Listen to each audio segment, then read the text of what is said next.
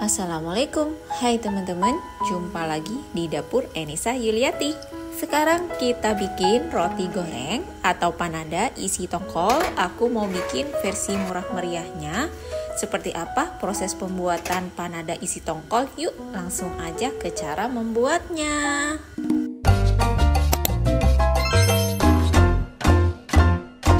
Yang pertama aku mau bikin bahan rotiannya karena panada berbeda dengan pastel sayur. Tadi udah aku masukin tepung terigu protein tinggi. Selanjutnya ragi instan juga pelembut kue dikit aja, susu bubuk agar ada rasa gurih-gurihnya. Selanjutnya juga ada gula pasir agar rasanya seimbang. 1 butir telur ayam utuh ukuran sedang kira-kira kurang lebih 65 gram. Selanjutnya ada margarin Blue Band kurang lebih 1 sendok makan. Selanjutnya juga sejumput garam. Barusan udah aku masukin susu cair dan sisanya ini mau aku tambahkan sedikit demi sedikit ya. Kalau semua bahan untuk bikin roti-rotiannya ini semua masuk, sekarang mau aku uleni dengan menggunakan tangan terlebih dahulu. Aku udah cuci teman-teman. Aku uleni hanya sampai glutennya keluar, udah menyatu. Kalau misalkan adonannya terasa sedikit lembek, terus aja diuleni, nggak usah ditambah tepung lagi ya.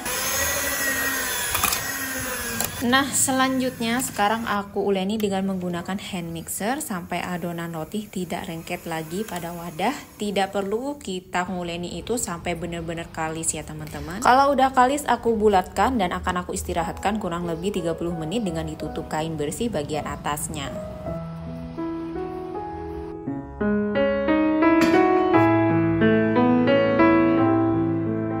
Sambil lalu menunggu rotinya diistirahatkan, aku mau bikin bahan isiannya. Dan untuk bahan bumbunya ada cabai keriting, bawang merah, bawang putih, jahe, kunyit, dan bumbu bubuk lainnya. Aku blender ini sampai benar-benar halus ya. Sekarang tumis bumbu sampai tanak. Kalau udah hampir tanak, jangan lupa ditambahkan daun jeruk, salam, juga serai kita tambahkan. Lanjut tumis bumbu sampai tanak agar bau langu hilang, agar aroma wanginya makin keluar juga. Tambahkan suwir ikan tongkol, tambahkan juga soun jagung untuk menghemat, gula, garam, kaldu bubuk, merica, dan ketumbar bubuk. Tumis semua bahan isian panada, jangan lupa dicek rasanya, asin gurihnya. Kalau udah, sisihkan sampai bahan isiannya jadi dingin. Sekarang kita kembali ke bahan roti. Di sini mau aku bagi adonan rotinya. Ini udah 30 menit adonannya ya teman-teman, udah mulai mengembang. Roti ini bakalan aku bagi sama rata kurang lebih 50 gram per potongnya. Dan teman-teman kalian juga bisa timbang dulu ya untuk per gramasinya atau disesuaikan aja.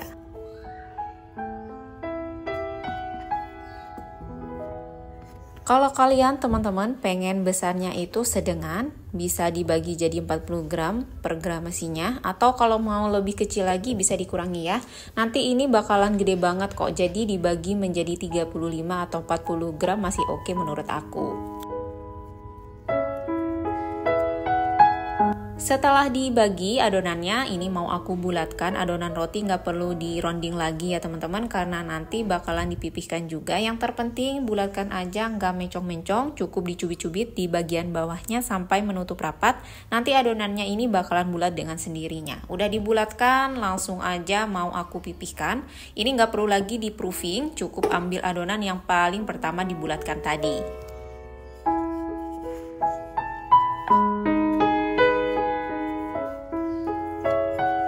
Sekarang aku pipihkan besarnya di secukupnya aja, yang penting bisa diisi dan juga jangan terlalu tipis banget ya teman-teman, khawatir nanti roti panadanya jadi robek.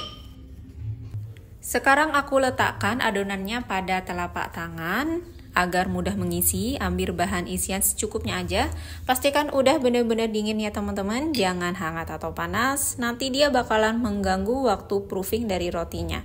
Setelah itu kita lipat setengah lingkaran, jangan lupa di bagian pinggirnya dirapatkan sambil lalu ditekan-tekan atau dicubit-cubit agar tidak ada isian tongkol yang keluar atau robek atau bocor.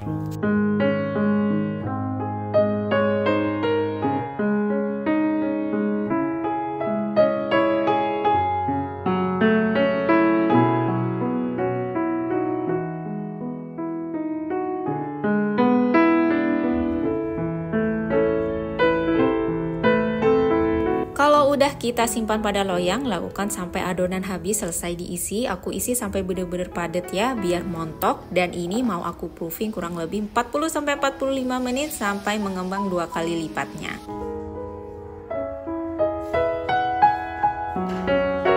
Dan ini udah 45 menit di proofing ya teman-teman. Sebelum digoreng, aku lipat di bagian pinggir seperti melipat pastel sayur ya.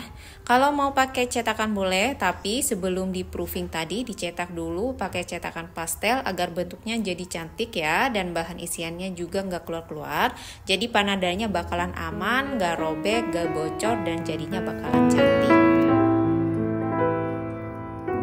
Saatnya aku goreng di api paling kecil agar mateng rotinya merata. Pakai minyaknya secukupnya aja, gorengnya sekali balik, pasti panada kalian gak bakalan minyakan. Kalau panada udah mulai golden brown atau kuning kecoklatan, pastikan jangan lupa ditiriskan pakai peniris agar minyaknya turun ya teman-teman. Dan ini dia hasilnya. Untuk satu resep jadi 9-10 roti panada di 50 gram. Ini sekarang berhubung ada pengajian di rumah aku, jadi pas banget, cocok banget dijadikan suguhan pada ibu-ibu pengajian. Dan sekarang aku coba belah panada isi tongkol mix bihun jagung. Kita tes tingkat kelembutan dari rotinya. Untuk rotinya lembut banget ya teman-teman. Ada rasa creamy gurih dari susu bubuknya tadi di rotinya. Enak banget. Selain lembut, dia empuknya tahan lama, moist, gak kering. Tipe-tipe roti yang ringan ya, bukan padat. Untuk rasa isiannya sedikit pedas, gurih, aroma rempah-rempahnya strong. Kalau teman-teman suka ditambahkan kemangi, boleh ditambahkan aja. Kalau aku enggak ya teman-teman, karena menurut aku rasa tongkolnya tidak amis dan dicampur sohun juga, jadi buat aku aman-aman aja. Kalian bisa perhatikan sendiri gimana lembutnya panada ini. Dan terima kasih teman-teman, mudah-mudahan ini jadi inspirasi kalian kalau lagi pengen makan panada daripada beli, apalagi punya artis. Jadi mendingan bikin aja. Cukup sekian, sampai jumpa di video masak selanjutnya. Bye-bye.